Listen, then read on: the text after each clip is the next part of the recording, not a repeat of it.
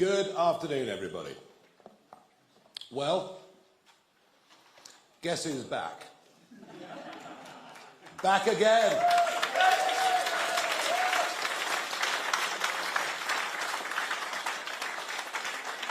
I did not for one moment think I'd be standing here and doing this ever again, but I am, and I'm doing it. But I come out of retirement, and I'm doing it because I genuinely feel that Britain is broken, that nothing actually works anymore, that we're broken economically as our national debt explodes, as our debt repayments are now over £90 billion a year, interestingly, the same amount as the education budget.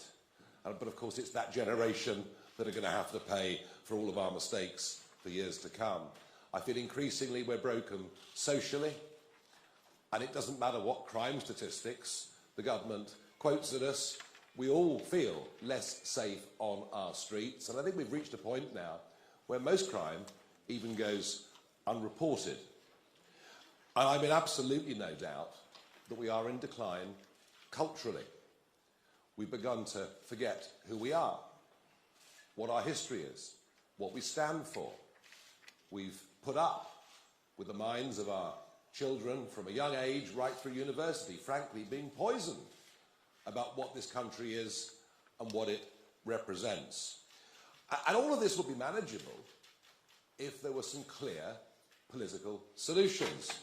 But I think our politics is perhaps as broken as all the other factors that I've listed. And I was very struck over the last couple of weeks. I've been involved in 2 seven-way debates with party leaders and main representatives, one on the BBC, one on ITV, which descended really into a shouting match between Penny Mordaunt and Angela Rayner.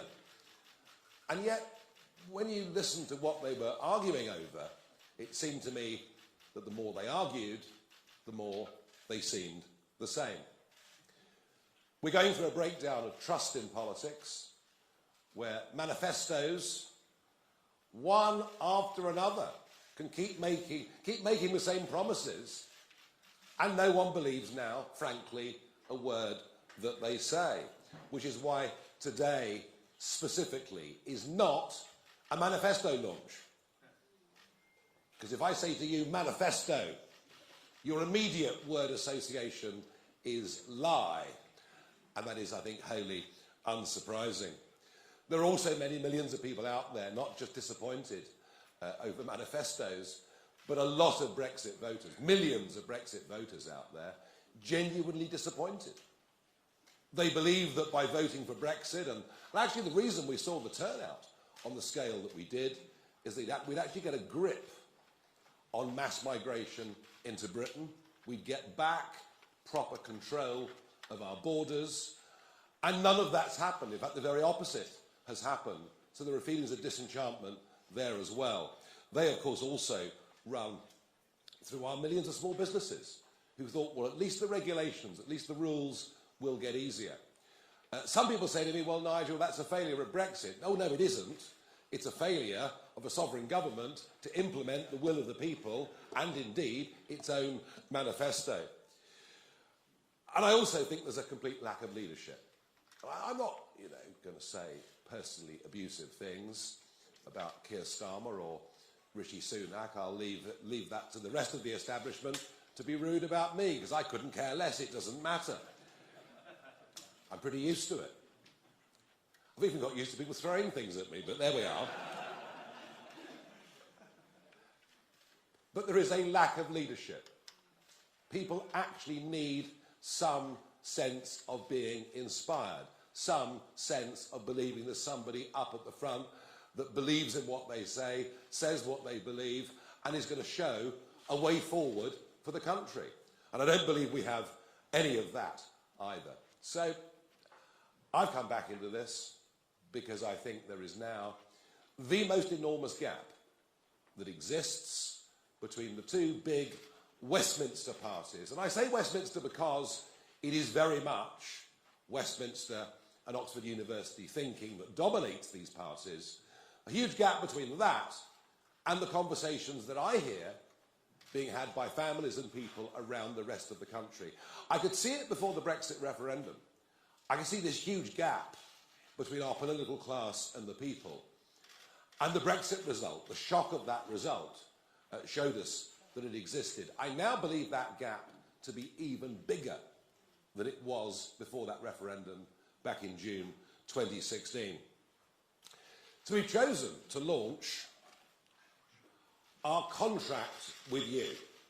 Now look, we are not pretending that we are going to win this general election. We are a very, very new political party, and we would have much preferred this election to take place in October or November. I personally was a bit crestfallen initially by what Rishi Sunak said when he announced July the 4th, but we are running very fast to catch up. And I genuinely believe that our campaign now has some momentum around the country. We've seen that in some of the opinion polls, and particularly encouraging and a rapidly increasing number of young people, and I'm talking the 18 to 24 year age group, are now coming to reform UK's cause. So this is not something with which we're going to govern the country. That's not possible in this election. Although this election is, for our party and for me, the first important step on the road to 2029. Our aim and our ambition is to establish a bridgehead in Parliament and to become a real opposition to a Labour government. And I say that because I can't see Sir Ed Davey providing real opposition, because actually on many fundamental policies, the Liberal Democrats and Labour, frankly, don't vary very much. And I certainly can't see the Conservatives providing opposition, because they don't agree on anything. They spend most of their days arguing among themselves, and they're split down the middle when it comes to policy. They're certainly split down the middle in terms of their attitude towards me. Goodness gracious. You had Suella Braverman virtually proposing political marriage over the course of the weekend, whilst at the same time, Lord Cameron, goodness me, they dragged him back. Talk about back again, crikey. And we had Lord Cameron generally being fairly abusive. And that sums up where the Conservative Party is. So we're a party that knows what we believe in. We get the fundamental principles of what we're about. We believe in the family. We believe in community. We believe in country. We know exactly what we believe in. And our aim is to provide clear, consistent and growing leadership during the course of the next Parliament. But not just in the Parliament, around the country too. And it's my aim that we turn this into a big, genuine mass movement of people. And I believe that that is actually highly achievable.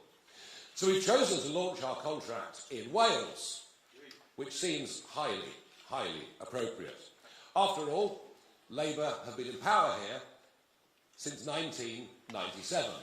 So perhaps there are some lessons that we can learn from 25 years of Labour government in Wales that are perhaps what we might be looking forward to in just a few weeks' time when Sir Keir Starmer becomes our Prime Minister.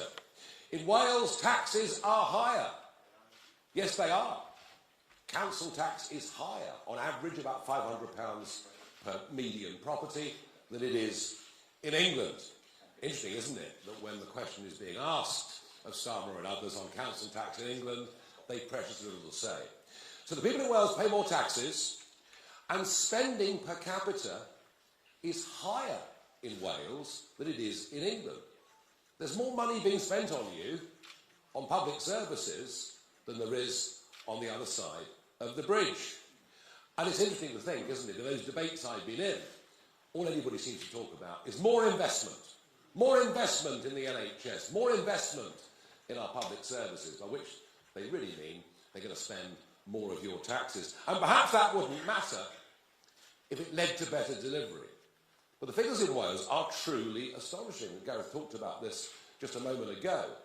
Waiting times in Wales on the NHS are exactly 50% longer than they are on the other side of the bridge.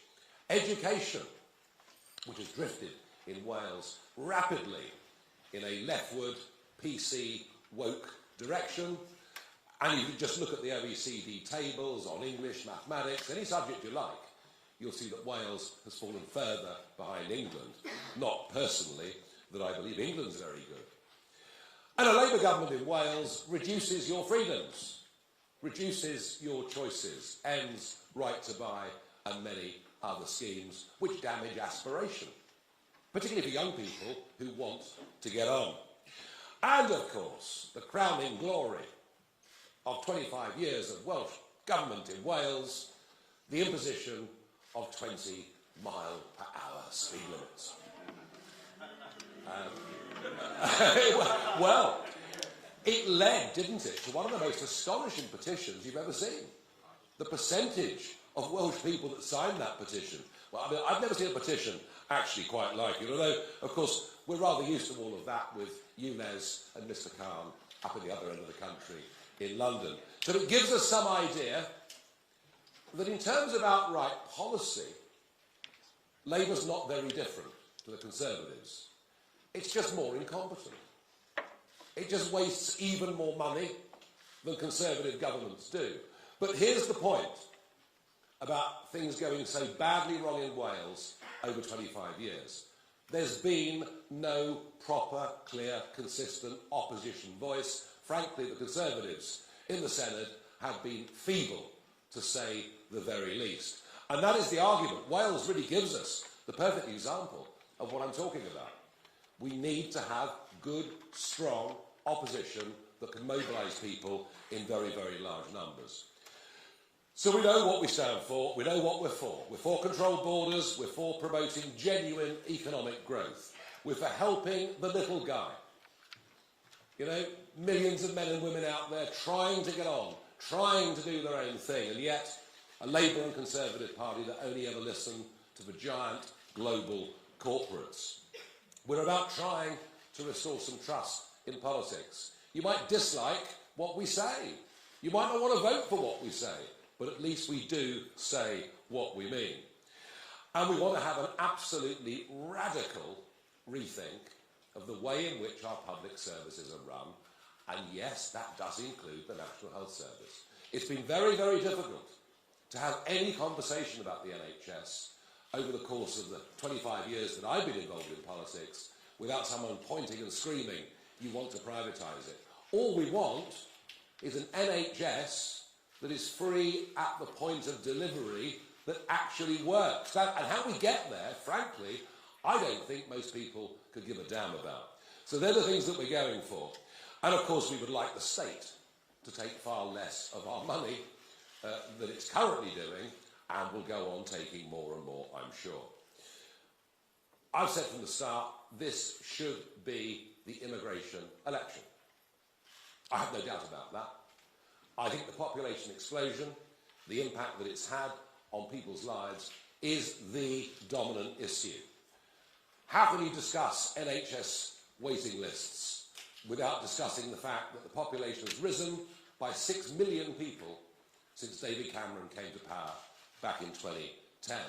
How can you talk about a shortage of housing when we need to build one new dwelling every 2 minutes just to cope with current levels of net migration?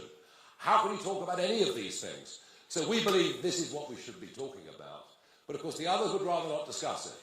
The Conservatives are attempting for a 5th manifesto in a row to tell us they'll reduce the numbers. But then they told us in 2010 and 2015 and 2017 they'd reduce net migration to tens of thousands a year. They promised in 2019, with Brexit controls, we'd massively reduce the levels of unskilled labour coming into Britain. Well, it's running at getting on for net 750,000 a year. And when you look at those that have come and stayed, it's incredible to think that 1 in 30 people on the streets of Britain today have come here in the last 2 years alone. Never before in history have we ever seen literally anything like it. And as for Labour, well, it's extraordinary that they launched their manifesto with their 6 key priorities, not even mentioning immigration, not even mentioning the impact on people's lives. So we want to have a proper honest debate about it, and we believe that an overall freeze on net migration numbers is what we need for a few years to help us at least try to catch up. We also have to say it's only right and proper that you only get benefits in this country once you've been here for 5 years, obeyed the law and paid your taxes. Again, these are policies that are discriminatory in favour of British taxpayers and British people. If you go to work in Australia, you won't get benefits or dental care. You'll have to pay into the system for years and obey the law. We're doing what a good, sensible country should do, recognising that the first duty of the British government is to its own people and not to anybody else. And as far as Dover's concerned, well, I was going out into the Channel 4 years ago, day after day, filming the small dinghies coming, predicting that vast numbers would arrive unless we changed policy and started deporting people who came illegally, something, by the way, that we used to do up until 2010. In the last years of the Labour government, we were deporting up to 40,000 people a year who'd come illegally. We've lost our way. And part of the reason for that is a court in Strasbourg that's become increasingly activist. They've even interfered recently with the Swiss government, telling them they have an obligation under international law to maintain net zero policies. Well, the Swiss government have decided to ignore them, but we think the only way to really fully restore sovereignty, to decide who can come in, who can stay, is by leaving that European Court of Human Rights. It is completely out of date.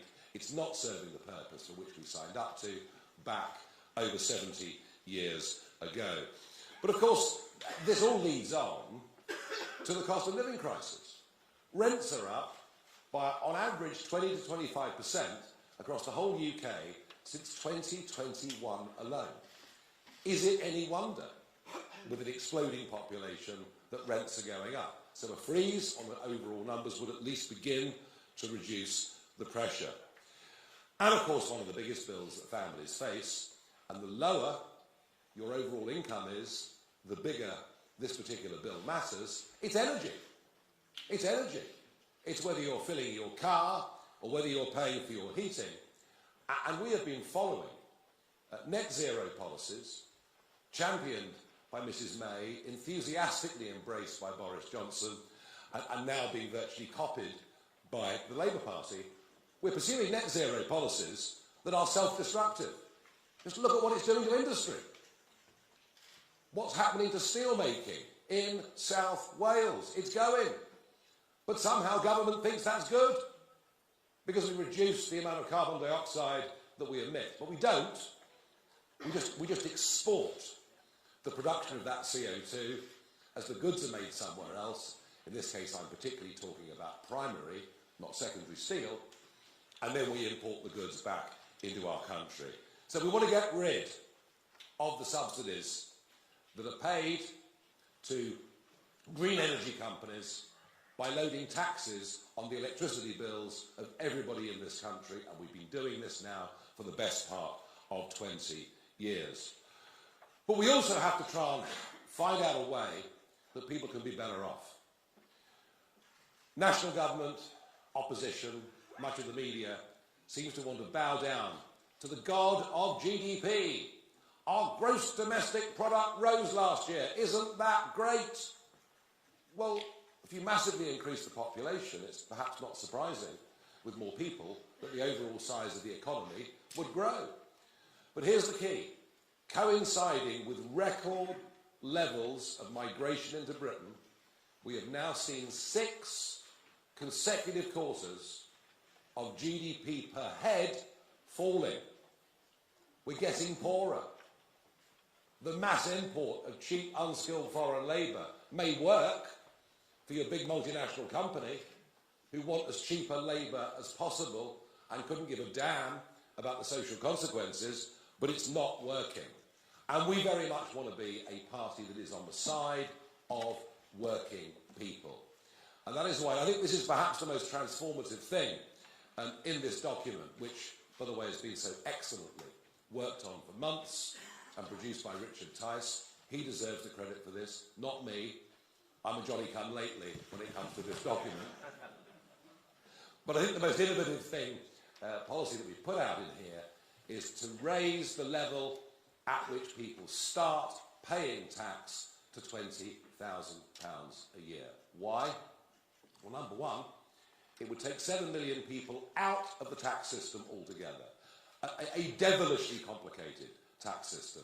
That would be a good thing, of course, for those on low pay.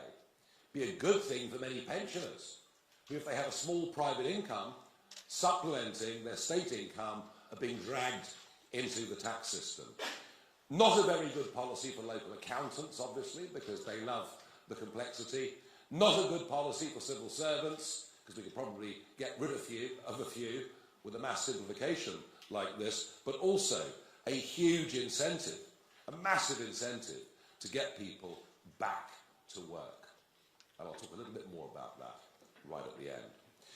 We also think inheritance tax. And it depends where you live and what property values are, and this is not as relevant here as it perhaps is in the home counties.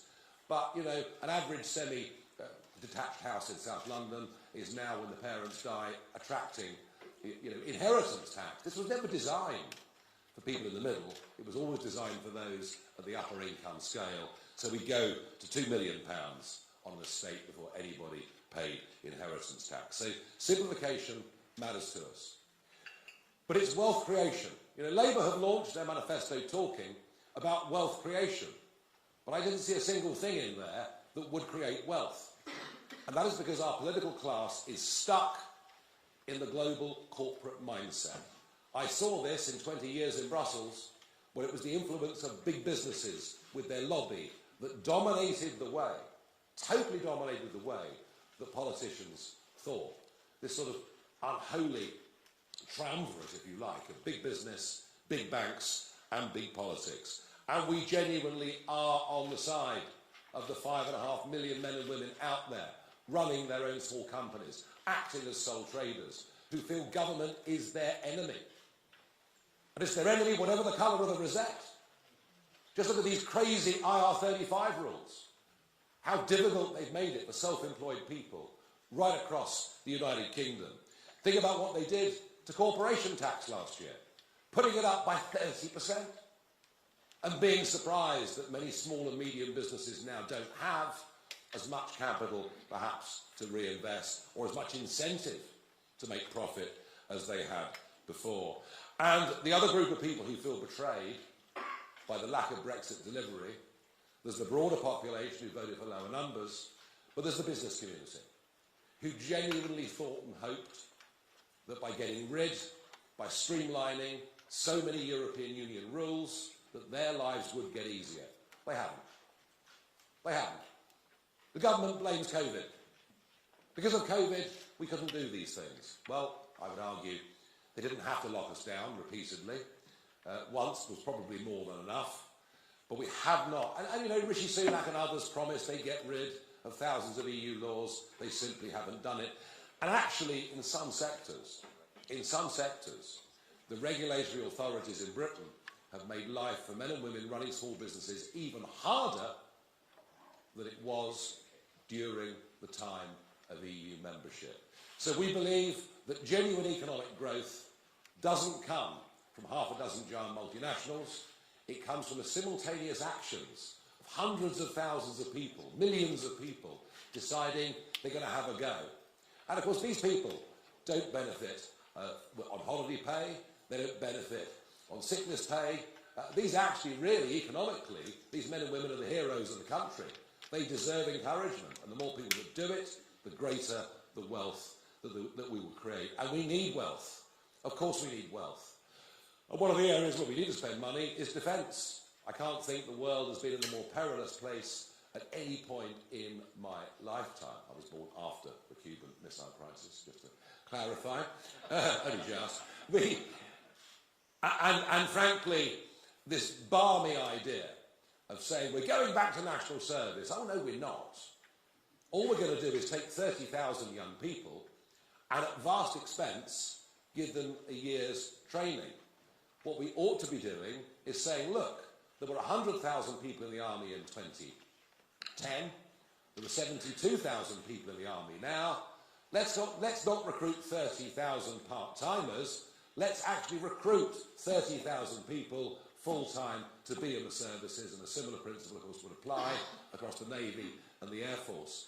And in terms of expenditure, look, we think government should push on to 2.5% and then 3% of GDP as quickly as they possibly could. I think we've neglected defence very, very badly. Now, in terms of our public services, be it policing, be it prisons, be it the National Health Service, there's certainly a radical cultural rethink that needs to go on. I've been fascinated going around the country in the last couple of weeks, talking to people, parents particularly, about their real fear of knife crime, growing fear of knife crime. And this is not from the 18 pluses, it's going right down in the teenage years. And we have no doubt that an approach to policing such as stop and search, and don't worry if you're called prejudice or you're doing something wrong, actually you'll save lives. We're going to have to get much tougher on low-level crime. And I mean shoplifting. I mean, can you believe it?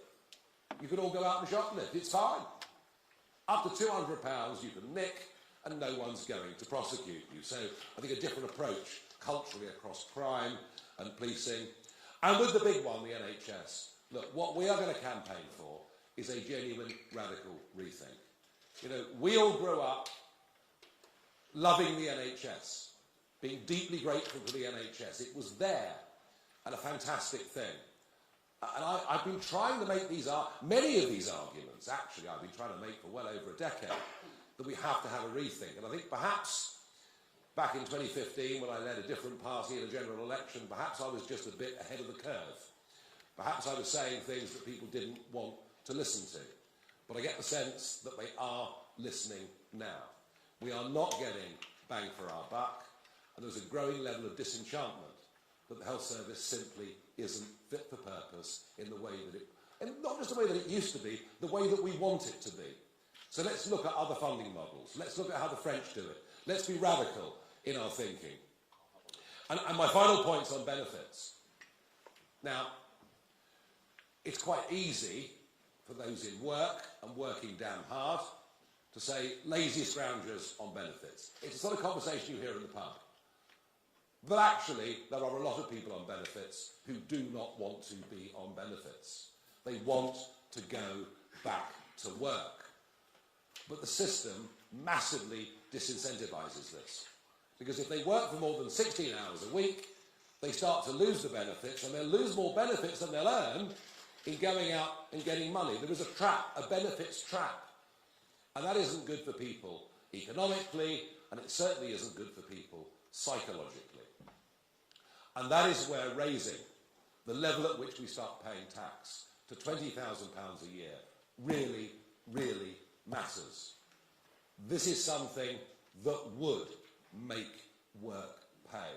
That would make a massive difference to our societies, massive difference to nearly every one of our communities.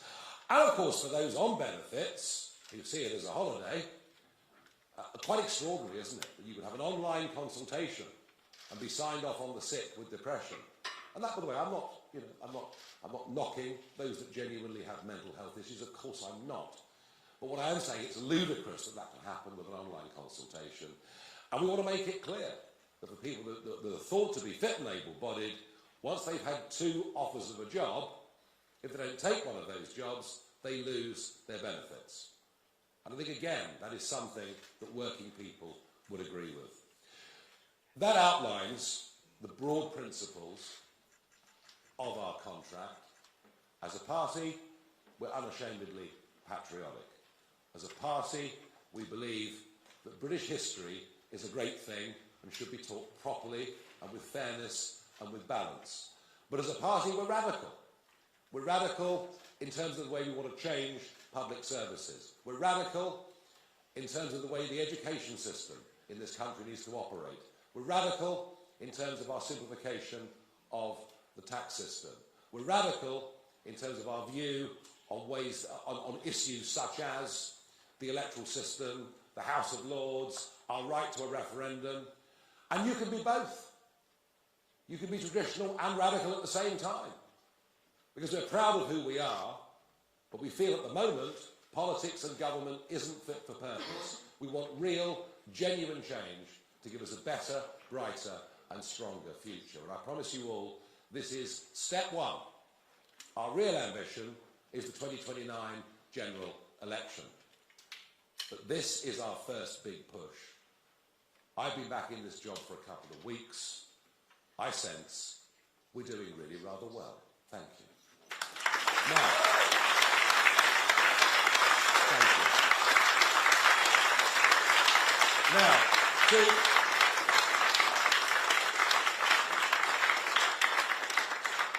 Now, I was asked to do the easy bit today.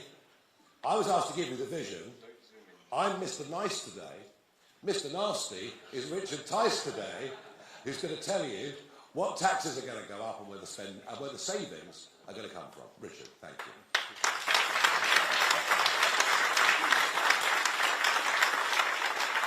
Thank you, Nigel. Thank you. Well, a very good afternoon. It's great to be here. Rarely been introduced as Mr. Nasty. So, all these bold plans, and they are exciting, and they are attracting huge appeal out on the stump. Something's going on out there. It's quite remarkable.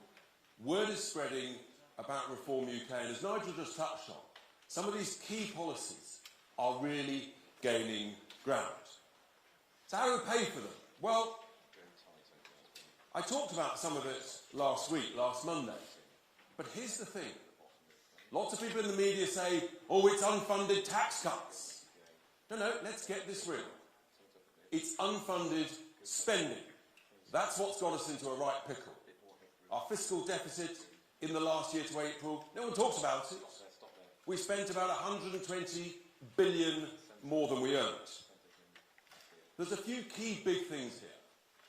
And unlike some of the other people in their plans, other parties, they're not honest with you about the costs and how you're going to pay for it. We are, because it's set out in this contract.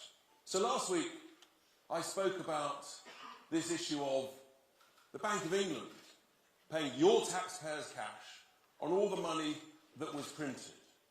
And it's about 35 billion a year based on current interest rates. It's quite hard to explain, but here's the point. It's about £700 per year.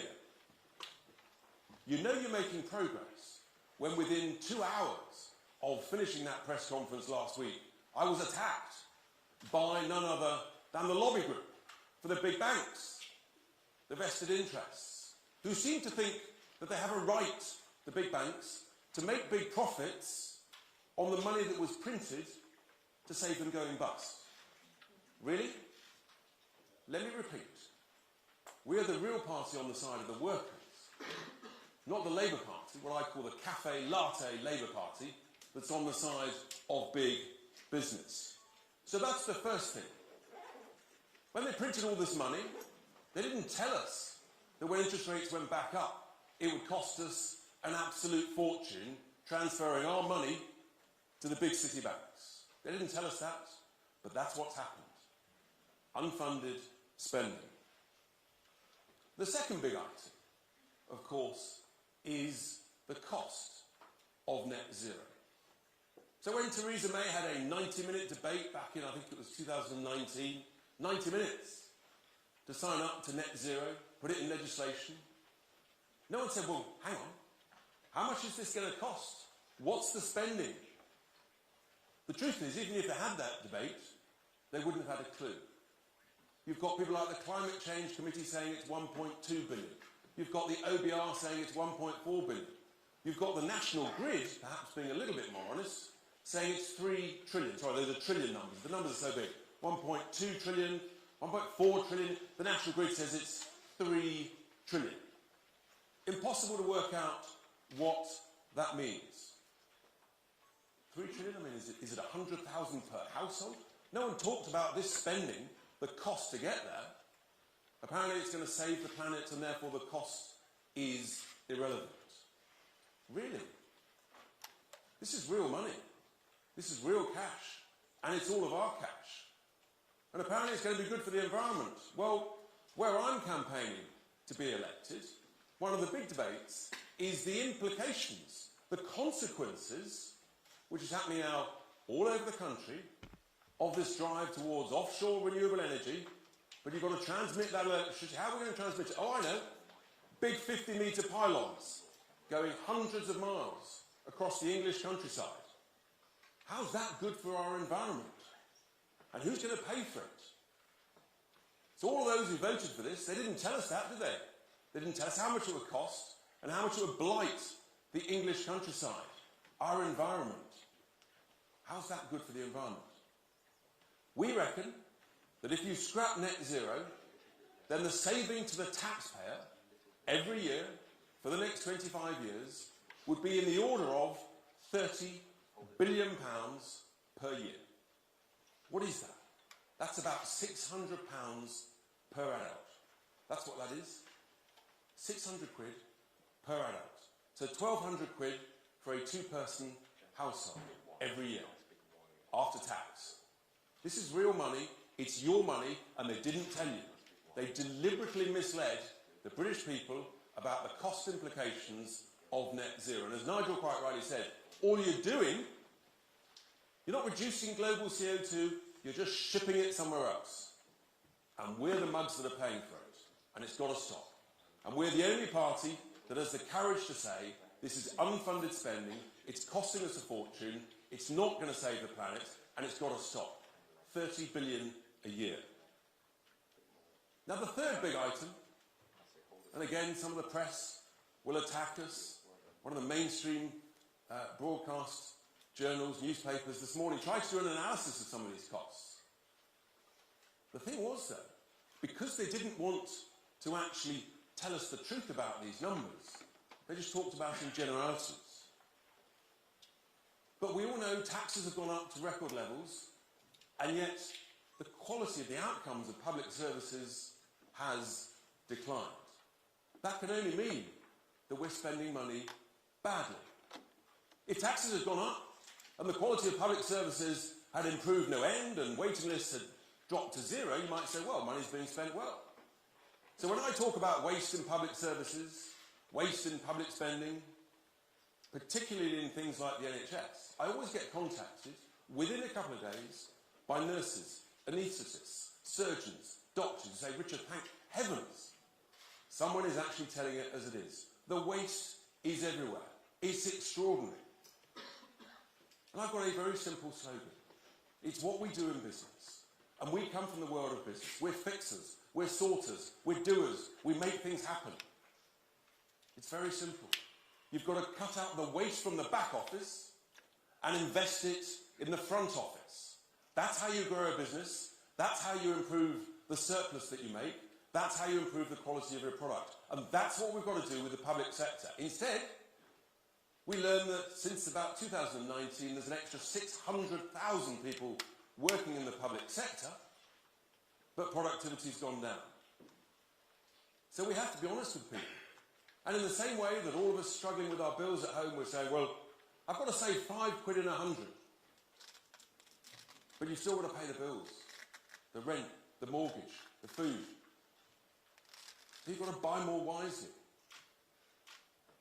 That's what we do in business. Nigel talked about small businesses. We're all looking at our bills. And in business, you say to your spending managers, folks, we've got to cut the cost, but we've still got to provide the product. So you've got to save 5 quid in 100. And bluntly, that's your job. And if you don't, you're fired. I know it's tough, but these are tough times. And when the going gets tough, guess what? The tough get going. That's the reality. And that's what's got to happen in the public sector. When they introduced the Equalities Act in 2010, and all well-meaning, well-intended things like diversity, inclusion and equality, it sounds lovely. But they never told us about the cost of it, did they? They never said it's going to cost hundreds and hundreds of millions every year, and productivity is going to go down as you move towards mediocrity. So I simply don't accept the nonsense that's talked by those in the Treasury and in the main two parties who say you can't save any money in the public sector. It is utter nonsense.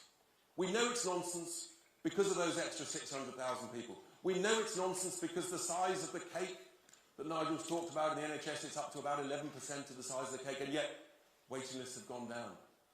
That is the proof that we can spend money better. We can save money in the back office and invest it in the front office. And I know it sounds glib, but the numbers are big.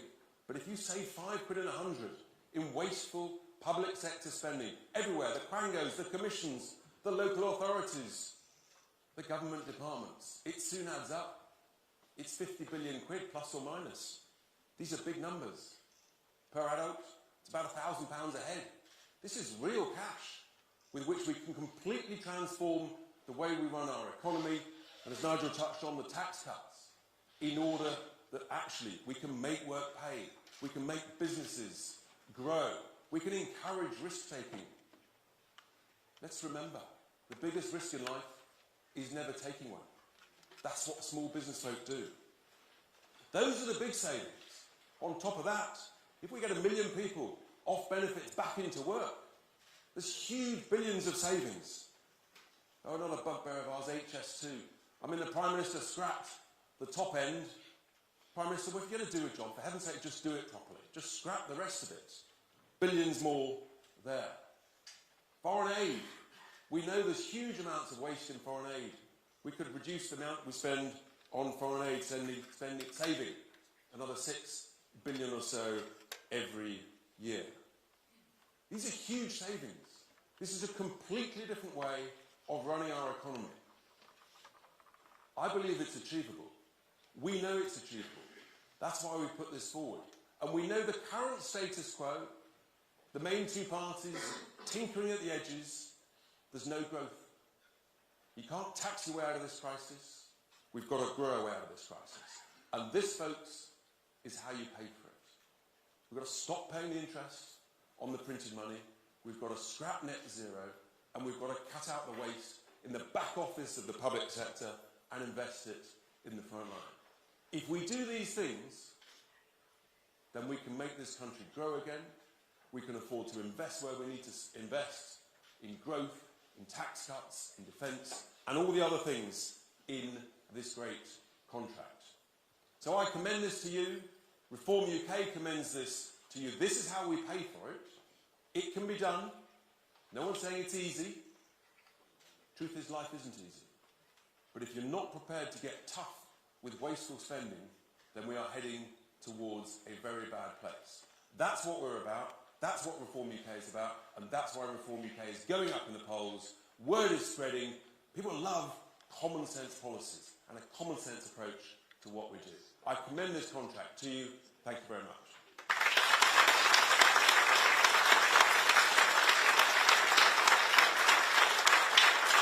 So, you've had the nice bit, you've had the challenging bit, and then the next plan is we're going to take some questions from the press. There are then one-to-ones. We're also going to, it's very important with a contract is not valid, of course, unless you sign it. So we will be signing the contract in due course. But Nigel, let's do some questions. So, who's first in the question?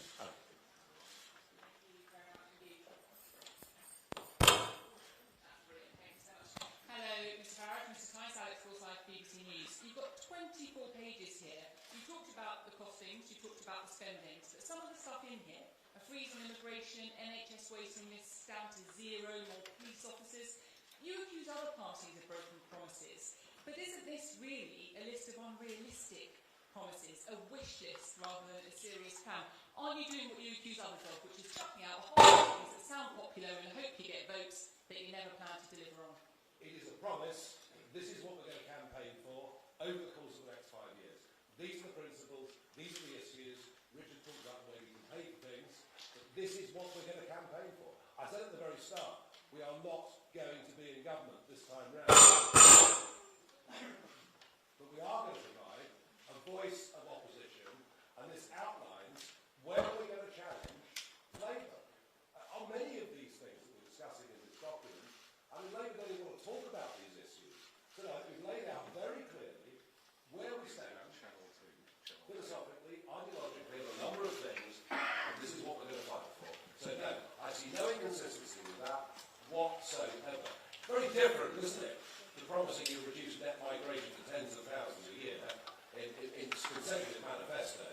and they're not even trying to achieve it. Chris Oak. Bit tight, too short. Go back, Jasmine. Go back. Chris Oak, GB News. Two quick questions. You're here targeting Labour. You're here in Merthyr Tydfil. But why not such policies aimed at Tory voters? Describe for us a typical reform voter. And to Richard Tice, on page 23, it says that you'll bring up tax to 40% of GDP more than Labour. Why is that? Or is that, am I reading that wrong? Well, how does that go? I mean, you talk about reform voters or reform members. A very large number of reform members are former members of the Labour Party. And they've been on that journey that millions did in this country, you know, from sort of 2010 on to now. I guess Lee Anderson being perhaps a very, very good example of that. And I think actually what we're talking about here in terms of giving those at the lowest end of the income scale, or those trapped on benefits, we're trying to find some answers, some solutions, the things we can campaign for, to try and make lives absolutely the best they can be for those at the bottom of the spectrum. Now, whether you regard that, Chris, as being a Labour policy or a Tory policy, I don't know. You can take the view that it's a right policy, it's the correct policy. I actually think what's interesting is immigration, the subject, is always considered to be a right-of-centre debate across Europe. Increasingly, it's something that parties on the left of politics are talking about as well. So I don't think it's sensible to pigeonhole much of what's in there as being Labour or Conservative. But I do believe, as Richard said, there's an awful lot of common sense. And these are the things we're going to campaign for, and I think they're going to gain widespread, considerable public support. Thank you. Just on your second point, Chris, yes, there's a simple expression here, which is that smart tax cuts that create growth pay for themselves over and over and over. And if we get higher growth, then guess what? You get higher tax revenues. And the compounding effect of that over a 5 to 10 to 15-year period is absolutely massive. And there's not enough discussion in this country about the benefits of growth. And there's no idea from the mainstream parts about that. So what we put in there is an estimate. If you grow the economy by an extra 1 to 1.5%, then the extra revenues, tax revenues, would be about 10 billion. Look, that's the reality. We've got to talk about growth and the benefits. Who's next? Sam Coates. Sam Coates, Sky News. Mr. Farage, in your contracts, you're proposing to spend an extra £141 billion every year. That's about 30 times the amount that Labour are spend, 10 times the amount the Tories, 3 times the amount that Liz Truss policy spend. You did say that you were going to win the next election, but the scale of this is deeply unserious, isn't it? That's right, it's radical, it's fresh thinking, it's outside the box. It's not what you're going to get from the current Labour and Conservative parties who are virtually indistinguishable, frankly, from each other. Is this radical fresh thinking on economics? Yes. Is it radical fresh thinking on constitutional change? Yes. Is it very radical change on the way our education system is currently bringing up our young children? Yes. Britain is broken. Britain needs reform. That's what we're here for. That's what we're trying to do. And Richard has also suggested some very interesting radical changes to pay for it. We're unashamedly radical. We want change. This isn't working, and nobody has got political arguments in this election. I mean, it's basically more of the same. It is going to be a Labour government. We all know that. I said that 2 weeks ago when I came back, when Richard passed me the ball or the hand grenade, whatever it was. And, you know, I said that 2 weeks ago, that Labour are going to win. This is about who the opposition is going to be. And what we're talking about is we're going to fight for over the course of the next 5 years. So, no, there's no rowing back from me, no apologies from me on this whatsoever. This would represent a fundamental transformational change within the British economy. But to be clear for those who are watching on the live stream, Sam, yes, there's some series of spendings, costs, but we also outline all of the savings that I've just touched on there. So it's very important that you look at both sides of the coin. It's not just, it's not working. People are getting poorer. Unless we change course, we are heading towards disaster. That's the point. Who's next? Yes. Hi, Hi, Amino from Politico. I've got a question for Mr. Farage. One of the main criticisms of you is that it's all well and good being a kind of protest voice, because it's not that hard with governance, and even leading the opposition, like you're saying you want to do, is actually a much more complex thing. It requires delicate management, it requires negotiation and compromise. Although you might not like their decisions, Rishi Sunak and Keir Starmer, they both have experience running enormous, complex organisations that require some of that compromise and negotiation. What do you say to people who might like you and think that you talk a lot of sense, but don't believe that you've got the attitude or the skill for the compromise and management required to be an actual opposition leader or even PM rather than just a protester? All right, well, look, I think, we all have our personalities. Yes, of course, I'm fairly decisive. I have an opinion. Doesn't mean I don't listen, doesn't mean I don't change my mind, doesn't mean I don't respect others, doesn't mean I can't work as part of a team. And many people I've worked with in politics, I've worked with for many, many years. So I understand the point about compromise. But equally, you have to have a vision. You have to have a goal. And I've had that. I mean, this time 30 years ago, I was campaigning in the Eastleigh by-election in Hampshire. All right? And I did it, not because I wanted a career, far from it. In fact, in the end, I gave up a good career because I wanted to pursue goals. I wanted to pursue things that I believed in. And I come out of retirement to do this for a similar reason, albeit it's not, as some would see it, the narrower point of self-government outside the European Union, or I never believed it was, but some saw it that way. This is about the way in which the country is run, the way in which the country is managed. So yes, I can compromise if I need to.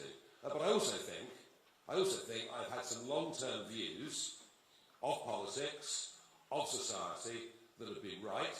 So yes, I'm very confident. I'm very confident in what I say and what I believe in. And I think to give leadership, you actually need to have that. I'll take a couple more. Yes, lady there.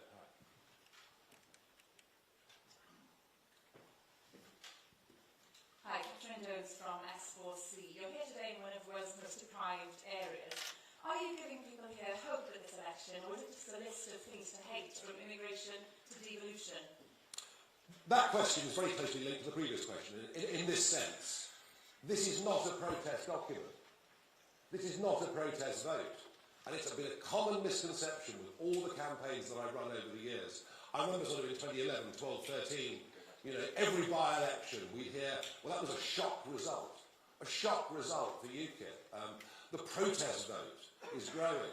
It was always a protest vote, as people were suggesting this is a protest vote. When you actually poll people that voted for parties I led back then or now, when you poll them and ask them, is it a protest vote? They say, no, it's not a protest vote. We believe in what they're saying.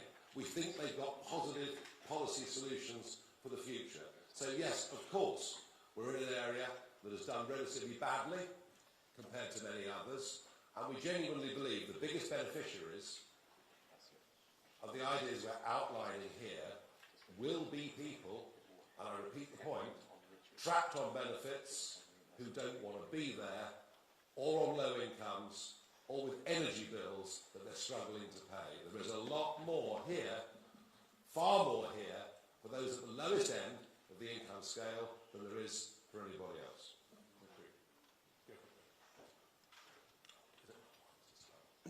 Hi, thank you. Gabrielle Nolan from Sky News. You say you want to find £50 billion of public sector waste every year. That's an enormous figure. Where exactly do you plan to find those savings? And is this just code for cuts to public services? Well, cuts to public sector, I mean, frankly, they're never in the office anyway, are they? I mean, it's work from home. Pop into Whitehall a couple of days a week. No, I mean, Richard's made the point at length, eloquently earlier. If you're running a company and things are tight, you say to your managers and middle managers, right, I'm sorry, this is the way it is. You've got to cut £5 at 100. In fact, in tough times, it might be £10 at 100 or £20 at 100. And you have to find a way of doing that without affecting the product that we're selling to the public. This is not unrealistic in any way at all. And the sheer bloating, the bloating of the quangos, the bloating of the civil service that has taken place even since, well, let alone since 2016, since 2019 is just astonishing. And that's what we've had with the Conservative government. We've had big government, we've had restriction of individual choices, we've had high taxation, record immigration, and all we're going to get with Labour is more of the same. So, yeah, some of these things we're proposing are tough, but look, you know, the accumulated national debt is now 2.7 trillion. It was just under 1 trillion when the Tories came to power. We simply cannot go on like this. We're skint. I mean, who else would dare say that in this campaign? We're skint. We're in real trouble. And the nonsense of economic argument we hear from Rachel Reeves and Jeremy Hunt never acknowledges the fact that both of them are expected to be in deficit next year by yet another £100 billion. So we're saying, let's face reality. We have to have a slimmed down public sector. We have to do that whilst maintaining services. Last question, item B. And then we've got some one-on-ones. Yeah. Thank you very much. Harry Hilton, ITV News. You're proposing in this contract tax cuts, £88 billion worth, on a scale that might even cause Liz Truss to raise her eyebrows. And the savings that you say will pay for these are questionable. Isn't this exactly the sort of economic policy that would cause financial markets to freak out? No, I don't think it is. And to compare it to Liz Truss is wrong. Yes, Liz Truss wanted to talk about growth, but nowhere in her proposal could we see cuts on the one hand to compensate for the giveaways on tax. That was a fundamental mistake that Kwasi Kwarteng made with that budget. We're not making that. And sure, you can question our numbers, but actually I think, in particular, what Richard has brilliantly illustrated with the interest being paid to the banks not being my favourite set of organisations, I can tell you. And this is something that is now picking up more and more economic approval, former deputy governors of the Bank of England and others saying Richard's on the right track with this. So no, and in terms of financial markets, well, of course, the French bond market is very interesting this morning if you look at it. Look, I think an idea that says we want to regenerate the British economy, an idea that says we want to bring back manufacturing to our economy, an idea that says we have to accept the fact, whatever our view, we'll be using oil and gas until 2050, so why not produce our own in this country rather than importing it? I think all of these things actually would be quite bullish for financial markets, even if there was initially a bit of a political shock. But look, let's be realistic. I repeat the point. We ain't going to win this election. This is our first big election. But we are well on our way, if you believe the MRP polls, etc. at the weekend, we're well on our way to establishing, you know, that bridgehead in the House of Commons. And those MPs that we do elect will be actually have on their shoulders the hopes and optimism of many, many, many, many millions of people. Be in no doubt, this campaign is going well. There is momentum out there. You only have to look at things like social media numbers to realise how well we're doing with a budget that's a fraction of the others. And that's because we've got, you know, we may be, compared to Labour and Conservative right now, we may well be a relatively small party, but we've got a very, very big message. Thank you very much, everybody. We're going to do some one-on-ones, and appreciate you all coming. First of all, we're going to sign the contract. We'd like some candidates to come beside us, behind us.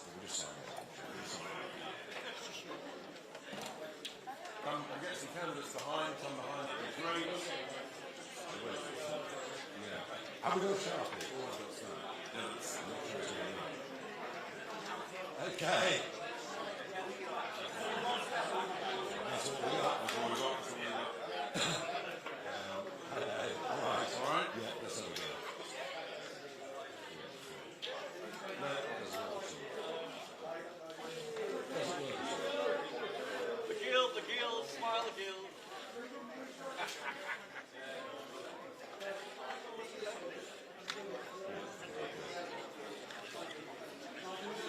Okay, 1, 2, 3, 4. You have a branding one. Yeah, okay. Thanks, mate.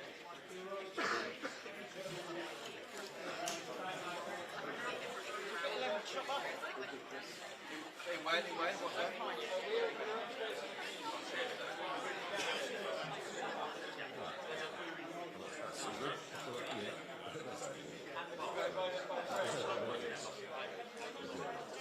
Right, okay, very good.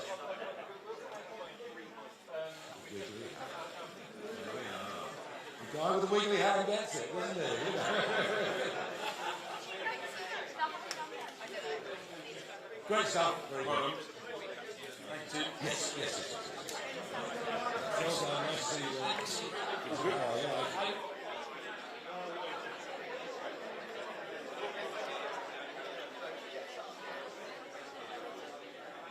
Cheers, Tim.